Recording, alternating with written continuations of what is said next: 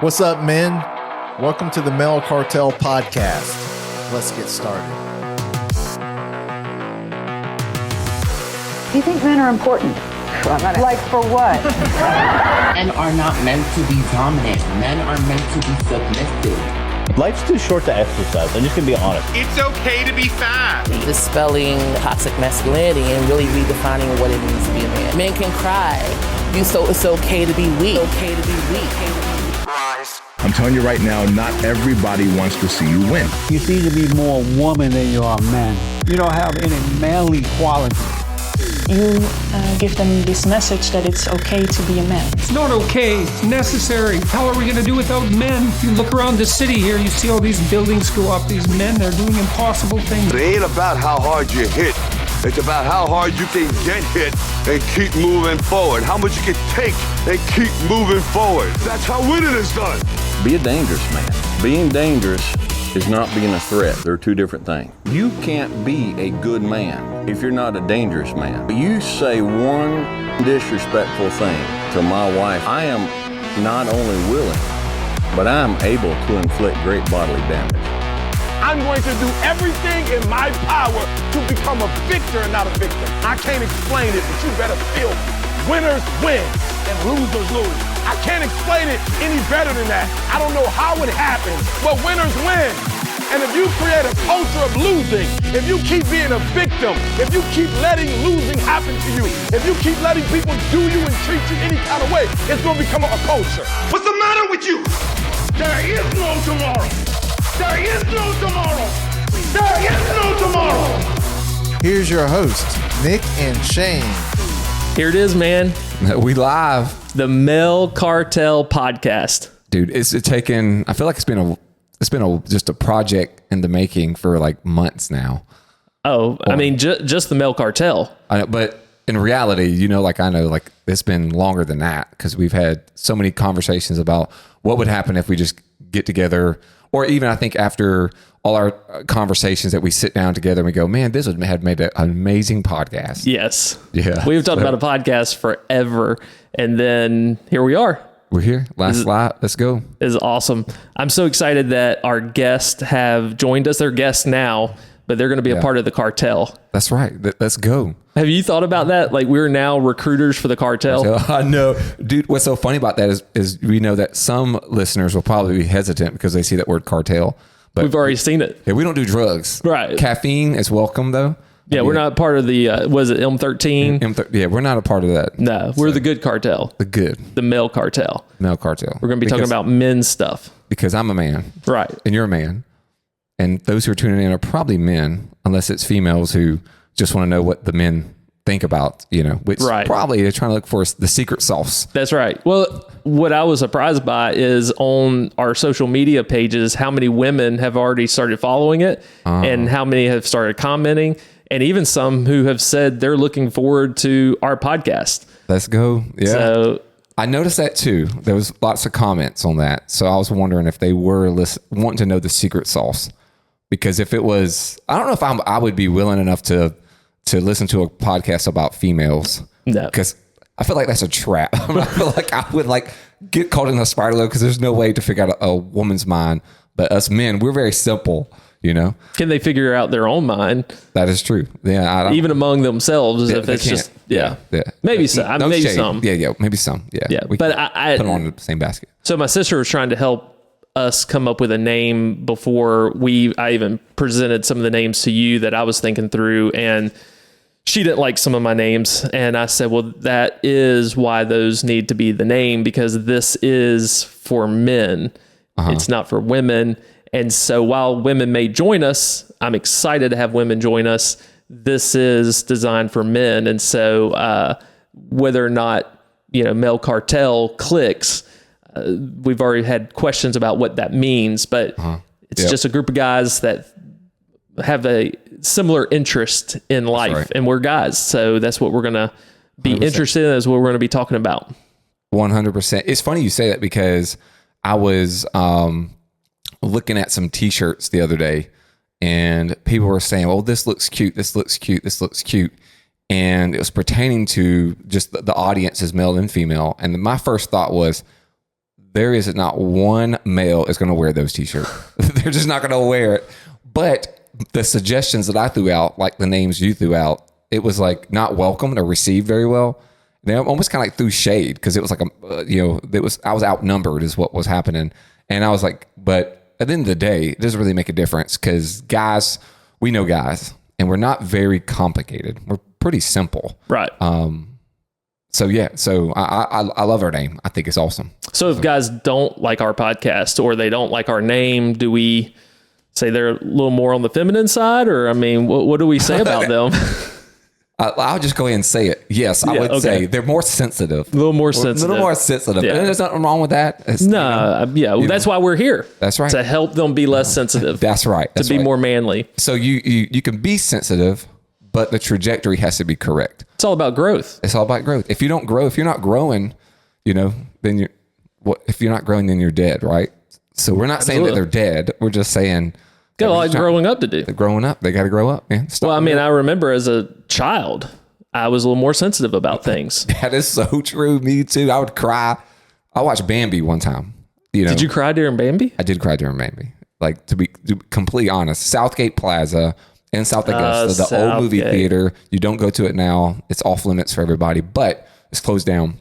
I remember sitting there with my box popcorn. I have no idea why they put popcorn in a box, and then half of it is seeds. And watching Bambi get, his dad gets murdered, and then you're just don't even know what to do with it. I wasn't even prepped for it.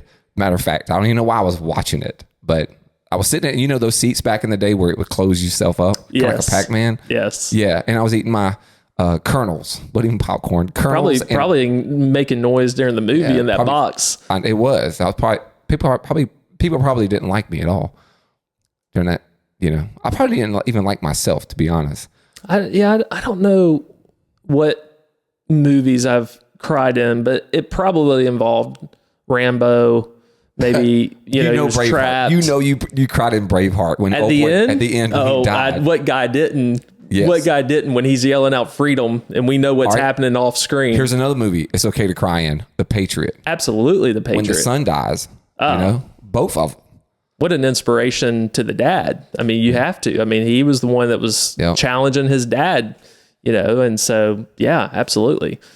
Yeah, what else? I will admit this, okay, and it's on air, so this is me being vulnerable. I actually shed a tear in The Greatest Showman. I'm not even going to lie. The Greatest Showman was great. I'm not much for musical, but Wolverine was in the movie, so I was like, I'll watch it. And it wound up was a good movie.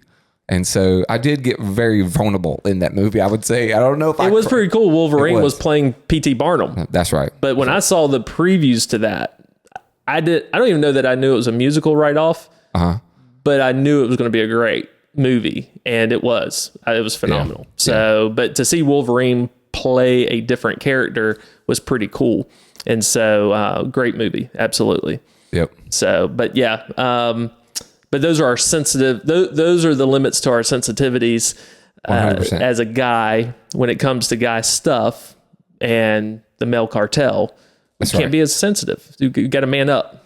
Got to man up. It's like women, they'll carry napkins or, I guess they'll carry stuff in their purse and they pull it out a drop of a hat. They somehow, it's like magic. They pull everything out of the purse and then they have some Kleenex with the aloe for the sensitive skin, and then they can pull it out and drop of a hat. Men, we don't do that. Just imagine if you and I were hanging out and all of a sudden you got emotional, you started crying. First thing I'm thinking of is that you're probably having a mental breakdown. I'm just being honest with you, Nick. I'm thinking he's having a mental breakdown or something tragic has happened to his family. And if you said no, that it was because somebody hurt your feelings, I'm probably going to start roasting you immediately, because I love you. But it's going to throw me off. I'm not going to lie. I feel like I'm frozen in time. Especially if I'm like, you say what's up, and I'm like, I was listening to this podcast. It was a man's podcast, and they just hurt my feelings because 100%. They said something that I'm either being lazy in or I'm slacking in, and it really just hurt my feelings. You have every right to laugh at me and make fun of me Absolutely. Because it's not going to happen, but you have the right to do that. And vice versa. If you see me get emotional because I got my feelings hurt from a podcast, you got to put me in check. That reminds me though, and that's what I'm excited about this podcast with you. And I'm gonna bring this up. Okay. Got a little bone to pick with you. Go for it. Because I'm excited to do this podcast with you because, like me, in fact, the other day you were telling me about a situation you were having to deal with, and I was like, you're being mean, because that sometimes the accusations I get when you have to be a leader and you have to call people to a higher standard. He's being mean and he's talking tough, whatever, being direct. And so you're a direct person and you're very honest, except for when your friend's fat. Now, you for years have been working out, and here I was walking around like a chubby bunny. I mean, I'm talking about recent too. I'm not talking about like years ago. You've known me. How many pounds have you lost? I lost about 35, and I've gained about 10 of that back in muscle because I've been going to the gym since August of last year. But I mean, when I put on that because I had lost a bunch. You did, and I put it back. That's right. And you just let me walk around looking like Chubby Bunny, and you're supposed to be my friend. All right. So here's the truth. If we back up, I got a phone call. I guess my wife got a phone call and said you were in the hospital. November of 2007. Like it was Thanksgiving Day. Yeah, we didn't have like our food, and then we got home, and then you were in the hospital. Immediately, I'm thinking Nick's probably got shot or something, saving the day, But I found out we haven't even talked about Costa Rica yet. But yes, we will. We'll get there. That's its own podcast. Costa Rica's own podcast. So I remember going in and then finding out you had your appendix. Appendectomy. Epidectomy. I don't even say that word, but it was like, it's a long word. It was my appendix. Yeah. It's an appendix. They cut it out. Those bad guys. So you had in your appendix. I still call it sometimes the independence. So you had your independence removed, and you lost a lot of weight. I did. So I don't even know how much your independence weighed, but it might have weighed about 20 pounds. And so you had it removed. I lost 63 pounds back then. I know, dude. You were like Skeletor. You literally shriveled up. Then you gained the weight back. Hey, I was skinny fat. I had no muscle. But dude, you could run for days though. I could run for days. I've never seen anybody that can run. You'd run for days. And I was like, I wish my back could withhold that much pressure of running. But the truth of the matter is, I thought that it grew back, because sometimes it can grow back. My appendix grew back. Yeah, I thought your appendix grew back. So I wasn't going to say anything to Nick, like, well, bless his heart, it's already grew back, so I can't call him out as a brother, But you look good too with the weight too. You carried it well. Okay. That's what women told me when I used to work at Cracker Barrel waiting tables, and I'd gained weight after I got married, and I'd kind of went back as a second job, and one of the ladies told me that, oh, you've put on some weight, you filled out, you look really good. And I was like, just tell me I'm fat. I mean, you don't have to make all the extra fluffy. That probably contribute to your weight, because if I worked at Cracker Barrel, I'd be pounding out those pancakes and those biscuits, and I would have those little jellies they have. It's like it's in a tin can. I don't know how they put it in those little precious tin cans, but they're like little baby cans. They're good, and I'd be overweight if I tremendously overweight. Like I'd go all out. That was probably what it was. Was in my independence. It was. But I really thought your independence grew back. I was like, maybe his independence grew back. Well, that is my strategy though on the running. I have put on some muscle, of course. You look good, dude. I'm not your size, but for those who, may wonder, because they may not know who Nick and Shane is, they're like, who are these idiots? Or they look at our pictures and they're, well, which one's Shane? Which one's Nick? Shane is the one that's 6 foot Thor. Yeah, and I'm the smaller, more scrappy guy. In fact, in sports, I was the scrapper. So how much do you weigh?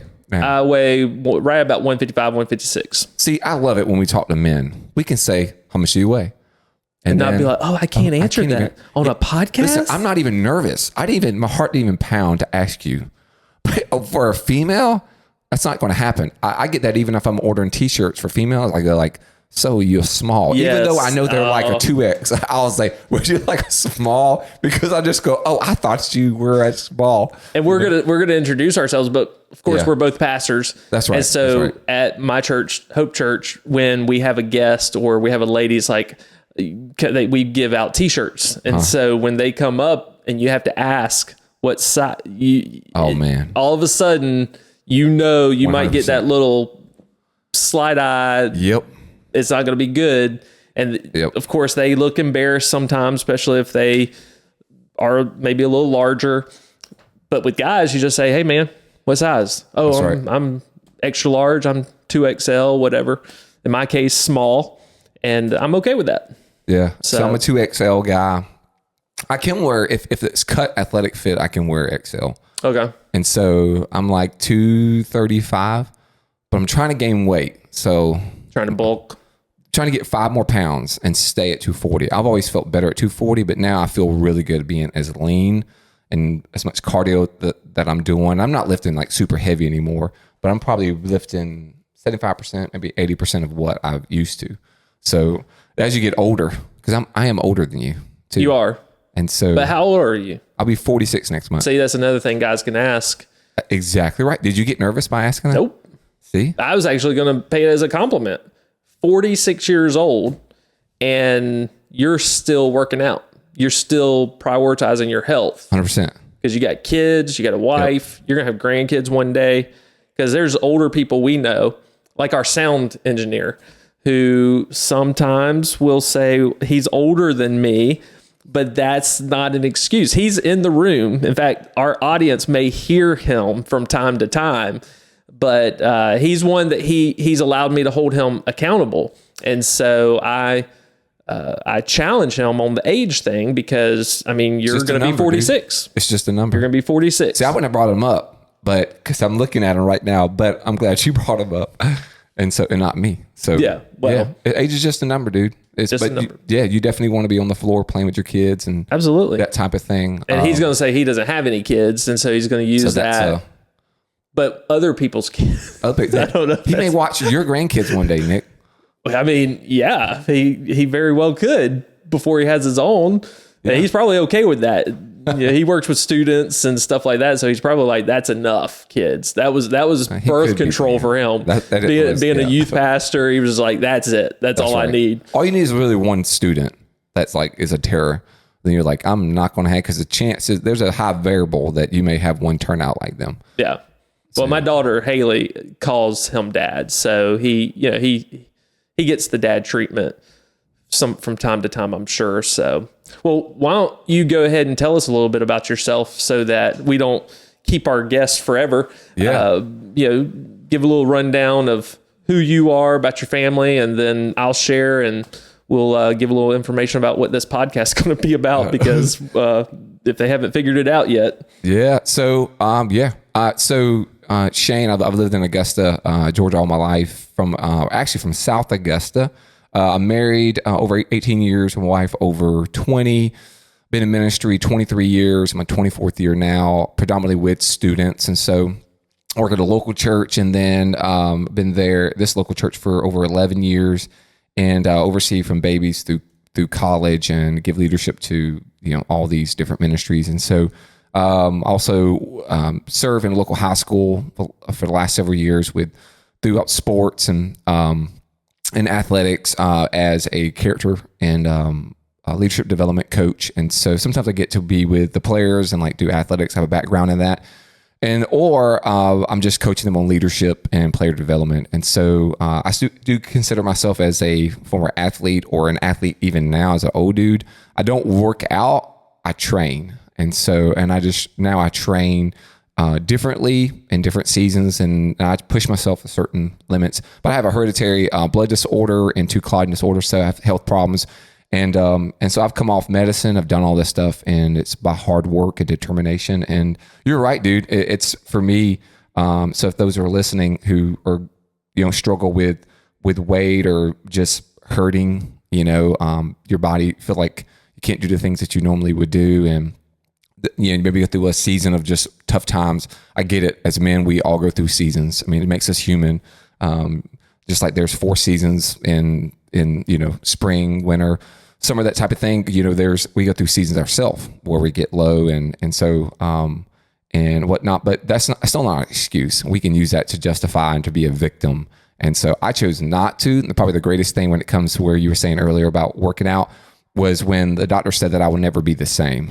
And like, that's the best thing you could say to me, because I get really mad and ticked off. And I'm like, okay, let's go. Not really like proving them against them, but I felt like it was a challenge. Like somebody bucked up to me. Like fuel. Yeah, fuel. Like they want to fight me. And so like I felt like that internally with myself. So I only compete with myself with everything and want to be the best version I can. And I'm not perfect in that, but I give it my best shot. And so, so I'm super excited about this, about what we're doing. And hopefully we can, bring some laughter to men. Sometimes I think just hearing each other like go through like war stories, it makes you laugh, because only guys understand guys. And you can go, man, that's so funny. Or, hey, I was just in that same boat. And so you hear that word fellowship a lot, like in the church world, you and I. And so fellowship is a bunch of fellas in the same ship. And so our ship is that we're just guys. And so we know how we're hardwired by God to be. And so hopefully they'll be encouraged and all those things. And I'm just excited I get to do it with you as my friend and somebody who I've always looked up to, even though I am older and you are shorter than me. I've always looked up to you. And so just your dad, your kids, you got married at like 14 years old and had kids and young and dumb. You were young, but like you and Nikki and those who are listening, like Nick's going to get into like share who he is, but his wife is Nikki's Nick. And so tell me, like, isn't that perfect? That's a perfect match. And so just with you guys and seeing your kids when they were younger and we get to be a part of their life, and I've just had this friendship and we've shared a lot of experiences together. And so we always have a good time together. Absolutely. And people have always said, man, you guys should do this. And so I'm just very grateful. I'm super excited about, what we have in store and for the listeners. And I think that they will really want to tune back in and give us a shot. Yeah. Absolutely. What about you? Like share like who you are. Well, first of all, before I get into myself, because this is our intro podcast, people don't know that your life has been saved 3 times. As you were sitting there talking, I was thinking about it. First, of course, by Jesus. And I love that this is going to be a podcast. It's not a church podcast, but we are men of faith. And right. I believe that's important for men. So Jesus saved you. The second, though, is your wife, Diana. Your wife's name's Diana, for those that don't know. I don't know if you just said it or not. But Diana saved you because what people don't understand is you have quite the affection for another woman. I do. Her name's Little Debbie. Yep. And had Diana not saved you, you'd probably be about 500 pounds. 1,000%. Having, engaged with Little Debbie a little too often because you like Little Debbie. Nutty bars, bro. But when you've got a fantastic wife like you do, she probably inspires you to keep Little Debbie in check. No adultery. Train. That's right. just taste, but that's it. That's right. But then the third person, I got to kind of take credit because we're talking about hospitals and things like that. You were on death's door not too many years ago. And 100%. ICU, I mean, they're literally having to wipe your butt type, and you couldn't do anything for yourself because of your blood disorders you just shared. And really it kind of come full circle because I think what really brought you over out of, the gates of death was my care basket that I brought you of Little Debbie's, just assortment of Little Debbie's. And so I think that kind of love triangle came back full circle, and Little Debbie ended up saving you as well. I mean, I don't know. know. Well, dude, speaking of that, I remember that day so vividly because for a while I wasn't eating any food, and so I lost like 40 pounds in the hospital, the whole stay, 40 pounds. And it was bad. And so when I got home, I gained all those 40 pounds back on those Little Debbie's. And I would come by in my wheelchair and I had a walker and everything. But listen, it still couldn't put me down. It was almost like, if you think about it now, it's like if they put that nutty bar or the Swiss rolls like just out of reach, I would have got some good exercise. And so, but I brought that whole basket to like the couch with me, and I would just pound them. I hope they gave you a Swiss roll, dude. Yeah, you had Swiss rolls. Well, I'm saying I hope eating them gave you a Swiss roll. It did. Yeah. And then when I came out of it, I got clear like 2 years later to resume activities. So my heart was messed up, and I really couldn't do anything but like walk. I noticed that I was not the same dude, and so no six pack, no nothing. You couldn't even see a vein, bro. And I'm sure if you cut it, it would be cream from like the oatmeal cream pies. It would just come out. It would ooze oatmeal cream pie. It was so gross. Well, so if people love our show, they now can send you Little Debbie's. 100%. So there we go. Still love. Now it's moderation, Nick. Moderation. Yeah. Well, as you said, I am married. I got married young, as I say, oftentimes young and dumb. So my wife turned 18, and 2 weeks later, I locked her down because I'm a smart man. Let's go. And so she and I have 3 children together, and they're really not children anymore, but they'll always be children to us. We have 2 sons and a daughter.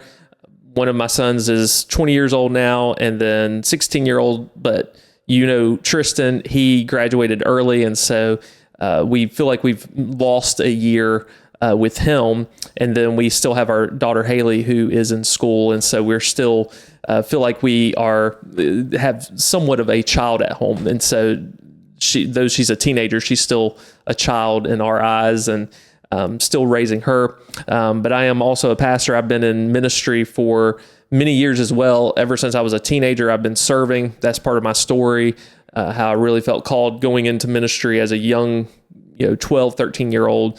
Had the awesome privilege of being able to serve with you at a former church. That's where we met. Yeah. And really that was a transitional time, because it's one of those things, talking about disappointment, where when you were hired, it could have been like, because I was serving in that ministry and I had been in that role, there were others that may have received that differently, but there were actually some people upset on my behalf, because it was like, well, why didn't they talk to you? And it's like, well, when I came here, I told them I wasn't asking for a position. So there could have been some disappointment there, but I said, this is where I felt like God wanted me to serve. And so I'm going to keep serving. And so I didn't know you. We had never met, and we quickly became good friends. We grew close as brothers. And we have been friends ever since. And even in busy seasons, we can miss each other for weeks or even months at a time. And when we get back together, it's as if we never dropped off. And so Lord did open the door for me to start a church. And so I've been pastoring the church that I pastor now as the lead pastor for 14 years. Going on in September will be 14 years.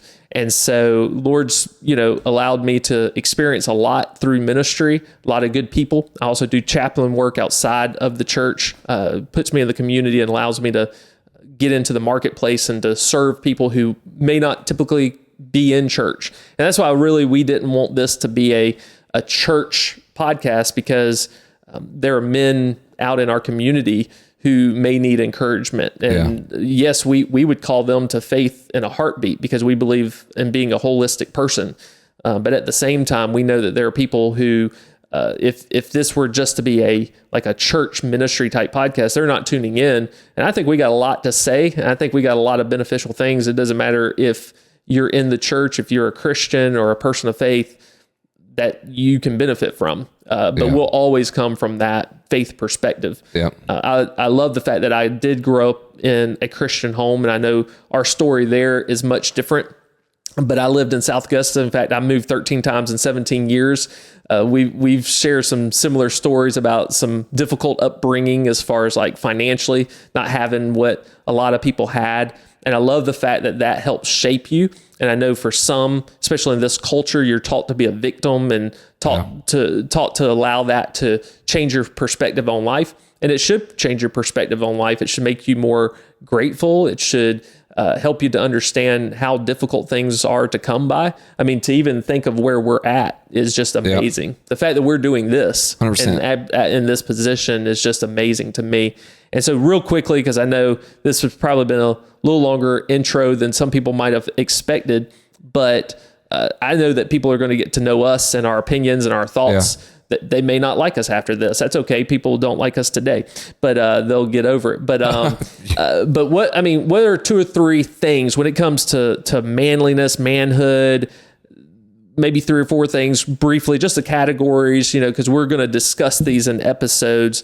Would you say you're looking forward to? Because I know when we bring guests on, and we've already got some exciting guests that are lined up, that's one of the things we're going to ask them is what's a man to you? Yeah. So what are some of those brief things that when we're going to be doing this podcast that you're looking forward to talking about when it comes to being a man? Yeah. First thoughts are leadership. Second thought is perseverance. Someone who perseveres. Also think somebody who handles their responsibility. Or we would say, as I would say to athletics, handle your business.